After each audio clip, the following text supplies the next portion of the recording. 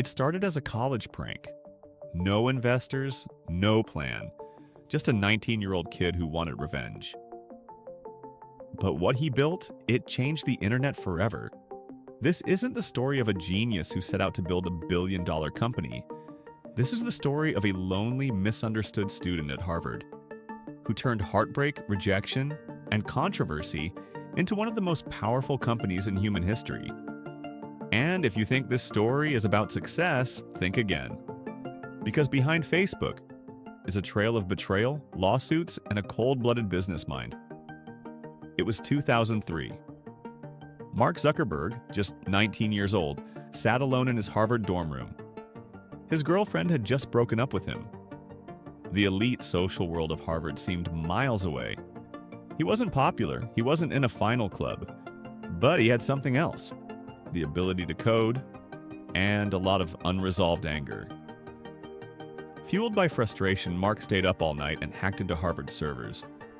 He downloaded photos of students from different house directories. Then, in one sleepless blur, he created a website. FaceMash. It was cruel. It was viral. It let students rate who was hotter, side by side. Within hours, the site had thousands of views, and within days, Harvard shut it down. Mark nearly got expelled. But that was the moment. He realized the power of social connection online. He saw how obsessed people were with themselves and with each other. What would you have done? Walked away quietly? Or doubled down? Let me know in the comments. A few weeks later, 3 wealthy Harvard seniors, the Winklevoss twins and Divya Narendra, approached Mark. They had an idea, an exclusive social network for Harvard students. They wanted Mark to help build it. He said yes. But then he disappeared. Mark started building something else. Something he didn't tell them about. Together with his friend Eduardo Saverin, Mark launched a brand new website on February 4th, 2004. He called it the Facebook. In one night, it signed up over 1,000 students. The Winklevoss twins were furious. They accused him of stealing their idea, but Mark, he just kept building. As Facebook exploded across college campuses, Mark brought more people in. One of them was Sean Parker, the rebellious founder of Napster. Sean wasn't just a tech guy, he understood power.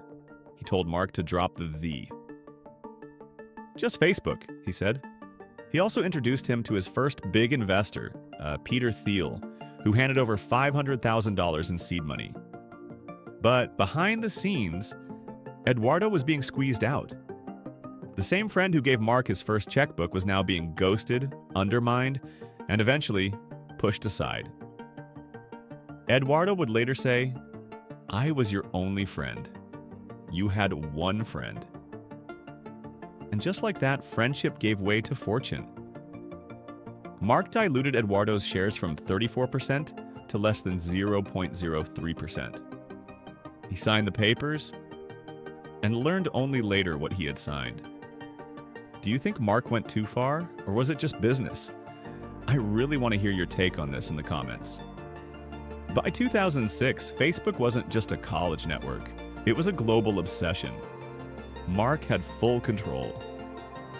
The Winklevoss twins sued him and walked away with a $65 million settlement. Eduardo sued too and quietly settled to have his name restored as co-founder. But Mark, he never looked back. To him, this wasn't about friends, feelings, or even fairness. It was about building something that couldn't be stopped. And in a way, he did. Today, Facebook, now called Meta, has billions of users. It owns Instagram, WhatsApp, and a big chunk of the internet itself. But what most people forget is that it all started as a revenge project. A lonely night, a broken heart, a college prank that spun out of control. If this story shocked you, hit that like button.